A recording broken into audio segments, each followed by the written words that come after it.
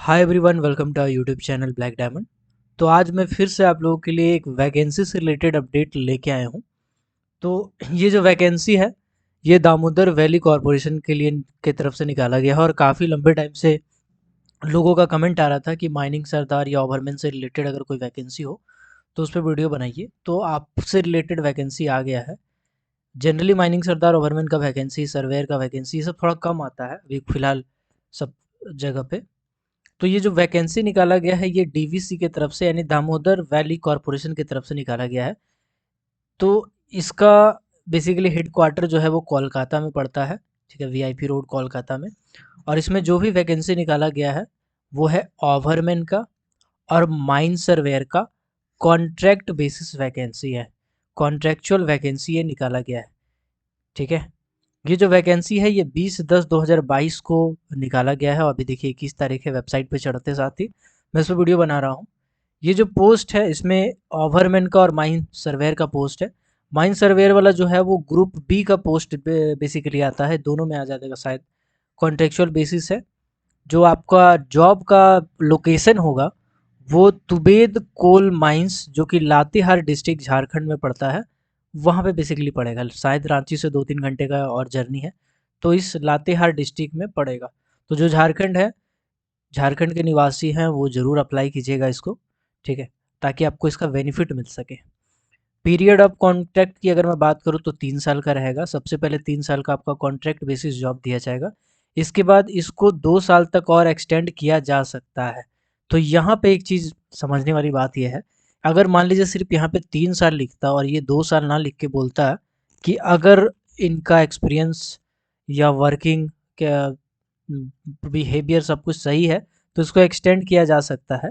तो यहाँ पे आप मान के चलते कि ये काफ़ी लंबा टाइम तक जॉब चल जाएगा। 3 साल में जॉब हुआ, फिर एक्सटेंशन होता है 3-3 साल में, तो 2-3-4 एक्सटेंशन मिलने के चांसेस होते थे, जिससे अच्छा खासा टाइम तक हो सकता था। लेकिन यहाँ पे शुरू में ही लिख दिया है कि पहले 3 साल का आपका एक जॉब है, इसके बाद इसको और 2 साल तक एक्सटेंशन किया जाएगा। तो ज़रूरत अगर पड़ेगा तो 2 साल किया जाएगा, नहीं तो नहीं किया जाएगा। मतलब कुल मिलाकर के मान के चले तो 3 से लेकर के 5 साल तक आपका जॉब का लाइफ है यहाँ पे। 5 साल के बाद उम्मीद कम है कि इसका एक्सटेंशन हो, क्योंकि यहाँ पे स्पष्ट तौर पे लिख दिया गया है कि 3 साल के बाद मात्र 2 साल का एक्सटेंशन किया जा सकता है। देन यहाँ पे अगर मैं सीट की बात करूँ तो ओवरमैन का कॉन्ट्रैक्चुअल वैकेंसी जो है वो आपका पोस्ट यहाँ पे कोड दिया हुआ है। टोटल 8 वैकेंसी है। अनरिजर्व कैटेगरी का 5 है, ओबीसी नॉन क्रीमिलियर का 2 है, एससी कैटेगरी का 1 भी नहीं है, एसटी कैटेगरी का 1 है और ईडब्ल्यूएस कैटेगरी का 1 भी नहीं है। सैलरी जो कॉन्सोलिडेटेड का मतलब होता है मोटा मोटी पैसा, तो मोटा मोटी पैसा आपको 45,000 रुपया पर महीना मिलेगा। फिर आते हैं माइन सर्वेयर, जो कि कॉन्ट्रेक्चुअल बेसिस है। इसमें 3 टोटल पोस्ट है। अनरिजर्व कैटेगरी का 3 है, बाकी कोई कैटेगरी वाले अप्लाई नहीं कर सकते, मतलब अनरिजर्व कैटेगरी से ही आपको अप्लाई करना पड़ेगा। पैसा का बात करें तो 42,000 रुपया पर महीना आपको मोटा मोटी पैसा इसमें दिया जाएगा। इसके बाद पोस्ट नेम क्वालिफिकेशन पे आते हैं। ओवरमैन वाले कौन अप्लाई कर सकते हैं और माइनिंग सरदार वाले कौन कर सकते हैं, बड़ा ही ध्यान से देखिएगा, सुनिएगा। सबसे पहले बोला गया है डिप्लोमा इन माइनिंग इंजीनियरिंग होना चाहिए कोई रिकॉग्नाइज यूनिवर्सिटी से। साथ ही साथ ओवरमैन का सर्टिफिकेट होना चाहिए, यानी माइनिंग किए हैं या माइन सर्वेइंग किए हैं, है ना। मतलब डिप्लोमा माइनिंग या माइन सर्वेइंग, मिनरल प्रोसेसिंग, सबसे रिलेटेड जितने भी होते हैं वो उसके इक्विवेलेंट होते हैं। अगर आप इसमें किए हैं तो साथ ही साथ आपके पास ओवरमैन सर्टिफिकेट है तो अप्लाई कर सकते हैं, चाहे 2017 के हिसाब से हो, 1957 के हिसाब से हो। देन बोला गया है जो सबसे ज़्यादा लड़का लोग को छाटेगा वो ये लाइन है। बोला गया है minimum 3 year of post qualification.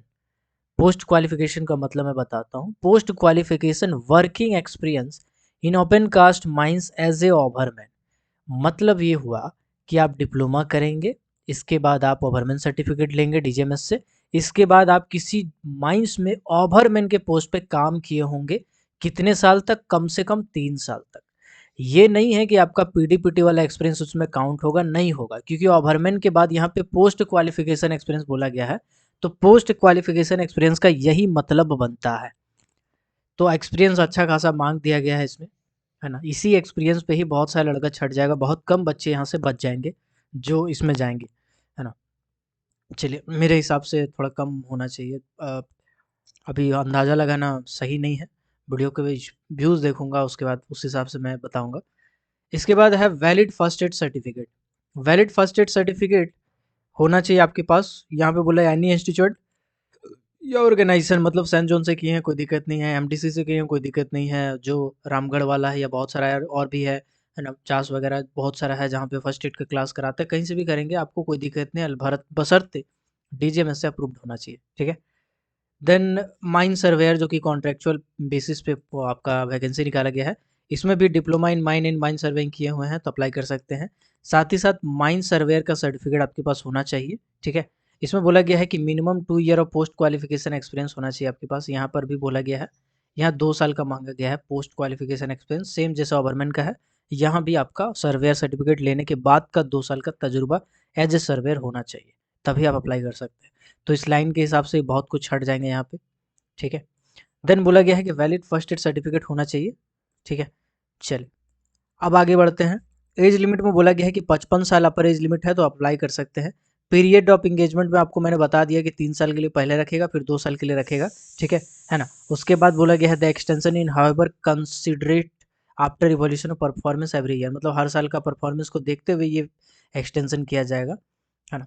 फिर बोला गया है इसमें कि ट्रैवलिंग अलाउंसेस में बोला गया है journey in connection with duty, अगर कहीं आपको भेजा जाता है ड्यूटी को रिगार्डिंग तो टीएडीए दिया जाएगा, ठीक है, जो कंपनी का रूल है। एकोमोडेशन के बारे में बोला गया है कि एकोमोडेशन जो है वो दिया जाएगा, है ना। उसके बाद subject to deduction of licence fee, electricity water charges, मतलब अगर आप क्वार्टर लेते हैं कंपनी का तो आपका पैसा कौड़ी कटेगा, है ना। डीवीसी के एम्प्लॉय के जैसे ही आपको चार्ज देना पड़ेगा, मतलब कुल मिलाकर के कहा जाए तो डीवीसी वाला जो कॉलोनी है, जो क्वार्टर है, वो बहुत बढ़िया बढ़िया कॉलोनी होता है डीवीसी का, है ना। तो आपको वहाँ पे बहुत अच्छा लोकेशन में एक अच्छा घर द्वार मिल जाएगा, एचआरए वगैरह आपको अगर नहीं लेते हैं तो मिल जाएगा, ठीक है। ड्यूटी आवर बोला गया है ऑन फुल टाइम बेसिस आपको दिया जाएगा, ठीक है, to be decided by the call agent.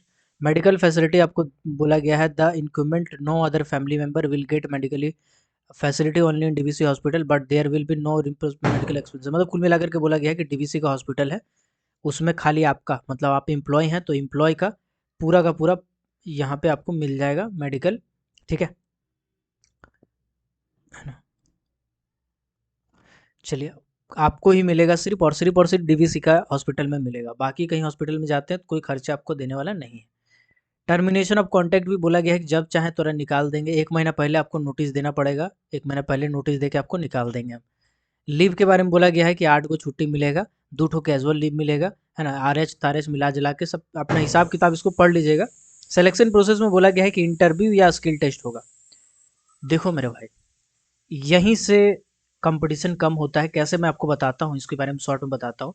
फिलहाल आप जान लीजिए कि आपका इंटरव्यू के बेसिस पे आपका सिलेक्शन होगा, ठीक है। बाकी मिसलेनियस में यहाँ कुछ कुछ पॉइंट दिया हुआ है, आप इसको पूरा डिटेल में पढ़ सकते हैं आप चाहें तो।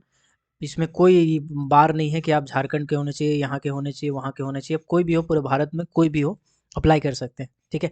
एक ही पोस्ट के लिए अप्लाई कर सकते हैं, अगर एक से ज़्यादा पोस्ट के लिए अप्लाई कीजिएगा तो फिर डीजीएमएस मतलब ये जो कंपनी है ये डिसाइड करेगा कि आपको कौन सा पोस्ट के लिए हम एप्लीकेशन भेजें, एडमिट कार्ड भेजें, किसके लिए नहीं भेजें, ठीक है। बाकी दिया गया है पूरा पूरी कि नौकरी का दावा नहीं कर सकते हैं ऐसे वैसे, ठीक है। चलिए बाकी इसमें कुछ ऐसा है नहीं, मैं आपको बता देता हूँ, देखिए। चलिए शॉर्ट में बताता हूँ। देखो यहाँ पे जब डीजीएमएस सॉरी डीवीसी के साइट पे जाइएगा, अप्लाई कैसे करना है, तो आपको डीवीसी के साइट पे जाना है, डीवीसी के साइट पर जाके अप्लाई करना, अप्लाई करने के बाद आपको ये सब डॉक्यूमेंट भी अटैच करके भेजना होगा, ठीक है ना। एक एड्रेस पे, पर्टिकुलर एड्रेस पे आपको ये सब डॉक्यूमेंट अटैच करके भेजना होगा, ठीक है। फोटोग्राफ वगैरह मैं एड्रेस दिखा देता हूँ आपको अगर इसमें दिया होगा तो। सेल्फ अटेस्टेड कॉपी जो है वो आपको ओके लेके जाना है ना, सेल्फ अटेस्टेड कॉपी लेके जाना। बाकी इसको आप कन से एक बार देख लीजिएगा क्या है प्रोसेस, मैं बताता हूँ। अभी मैं कंफर्म नहीं बता सकता हूँ कि इसके लिए कितने कैंडिडेट का एप्लीकेशन आएगा, बट इस वीडियो को देखने के बाद उसका एवरेज व्यूअर देख लूँगा कि कितना मिनट तक व्यूज जा रहा है। जिसके लिए ये वैकेंसी होगा वो ऑब्वियस सी बात है पूरा वीडियो को शुरू से लास्ट तक देखते हैं, और जिसके लिए नहीं होगा वो थोड़ा देर देख के स्किप कर जाएंगे। तो जिसके लिए वैकेंसी होगा उस टाइम पीरियड को देख के मैं एनालिसिस करके आपको बता दूंगा कि कितना इसमें कंपटीशन होने वाला है, कितने लड़कों का होने वाला है। बट फिलहाल मोटा मोटी मान के चलिए कि चूँकि 3 साल का एक्सपीरियंस माँगा है और 2 साल का माँगा है, तो 3 साल का एक्सपीरियंस माँगते ही आधा से ज़्यादा कॉम्पिटिशन खत्म हो जाता है। आपको जान के ताज्जुब होगा कि ओवरमैन का वैकेंसी के लिए जो एप्लीकेशन तो बहुत सारे जाएँगे, लेकिन सर्टिफ़िकेट को सबसे पहले यहाँ पे जब आप बुलाया जाएगा जिस डेट में, सबसे पहले आपका डीवी होगा, डीवी यानी डॉक्यूमेंट वेरिफिकेशन होगा। डॉक्यूमेंट जिसका सैटिस्फाइड पाया जाता है उसी को आपका इंटरव्यू में बैठने दिया जाएगा, नहीं तो नहीं दिया जाएगा। तो इंटरव्यू में जब बुलाया जाएगा, ठीक है? इंटरव्यू में ऑफलाइन अप्लाई तो ऑनलाइन करना है, उसके बाद शॉर्टलिस्ट होगा, फिर आपको डीवी में बुलाया जाएगा एडमिट कार्ड भेज के, फिर डीवी में आप जाएँगे, डीवी में शॉर्टलिस्ट होगा, उसके बाद आपका इंटरव्यू होगा। और इस इंटरव्यू में बहुत से कम बच्चे पहुँच पाएँगे, मोटा-मोटी मान के चलिए कि 300 4 से 500 के करीब आप मान के चलिए कि इतने बच्चे पहुँच पाएँगे, लेकिन कोल इंडिया के हिसाब से बहुत कम है, तो यहाँ पे कॉम्पिटिशन आपका कम हो जाता है, ठीक है? लेकिन एक चीज़ याद रखिएगा, यहाँ पे मान के चलिए कि कॉम्पिटिशन कम हो जाता है, लेकिन चैलेंजेस बढ़ जाता है। अब ये क्या मैं कह दिया हूँ, आप बैठ के दिमाग में सोचिएगा, जोर डालिएगा, आपको समझ में आ जाएगा। कॉम्पिटिशन कम हो जाता है, लेकिन चैलेंजेस बढ़ जाता है। चलिए, आई होप ये वीडियो आपके काम का होगा और इस वीडियो को लास्ट तक ध्यान से अगर देखे होंगे आप, तो एक-एक चीज़ को आप समझ रहे होंगे। अप्लाई कर दीजिएगा अगर आपका 3 साल का एक्सपीरियंस है, अगर नहीं है, तो फिर खास फ़ायदा नहीं होने वाला है, क्योंकि कम सीट का वैकेंसी है, एक्सपीरियंस वाले निकल ही जाएँगे। तो मिलते हैं अगले किसी और वीडियो में, तब तक के लिए keep watching, keep supporting, till then जय हिंद।